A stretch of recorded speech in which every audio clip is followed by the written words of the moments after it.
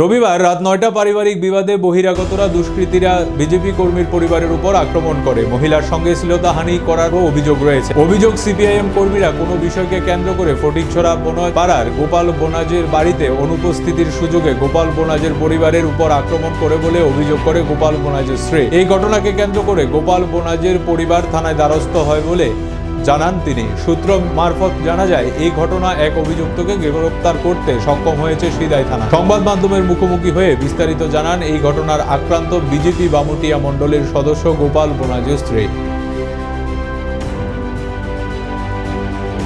কাজা লাগছিল তো বড় ছেলে আইছে ছুটাইতে, আমি কেডারে কই আইছি, একটা বাইরের ছেলে আমার ধইরা কার মারপিট কইরা কইতাছে তোর জামাই চুর, তোর জামাই মুখ আস্তা রাত্রের ভিতরে তোরা চারজনে মাইরালামু করে। এরা সিপিএন পার্টি না কি পার্টি করে একদম লোকজন ভর্তি আমার আয়া মায়ের দৌড় কইরা, বাড়িতে তো কেউ নয়, আমার জামাই গেছে গা কামালঘাট। সত্যি কি পার্টি করে? সিপিএন পার্টি করে এরা। উনি কি আপনাদের গ্রামের? এই গ্রামে ওই ভিতর দিকে আকাশ গুনা কতজন ছিল তারা? আছে তো ৫-৬ জনের লোক মিলে আইছে এরা। এরপরে কি কইছে? কই আমরা বলে চারজনে মাইরা লাইবো, আমার ধইরা তো বেলাস টেলা সব চিরা লাইছে। এর বাবা গেছে গা পার্টির কাজও। উনি কি পার্টির কি পদে আছে তিনি? মন্ডল। আচ্ছা, কি জানি। আপনার নাম কি?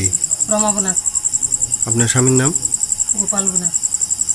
এই যে জায়গার ঘটনা হয়েছে এই জায়গার নাম কি? বোনাসপাড়া, ফটিকছড়া। ফটিকছড়া বোনাসপাড়া না? তো আপনাদের কি পুলিশ এই বিষয়টা জানিয়েছিলেন নি? ও জানাইছি, পুলিশ আর ধরতে গেছে, পাইছে না। কতজন ছিল তারা? আছে ৫-৬ জন, আর ২ জন আমার লগে লাগছে, একজনে লইয়া গেছে, একজনে পাইছে না বাড়িতে। তাদের নামটি জানেননি আপনি? শৈলেন বোনাস আর আকাশ বোনাস। ২ জন না? পুলিশ কি কাউকে গ্রেপ্তার করতে পারছেনি? একজনে নিছে। যারে নিছে তার নাম কি? শৈলেন বোনাস। কয়টার সময় হয়েছে ঘটনাটা? ৯:৩০। তখন আপনি কি চান? আমি কেস চাই। কেস চান?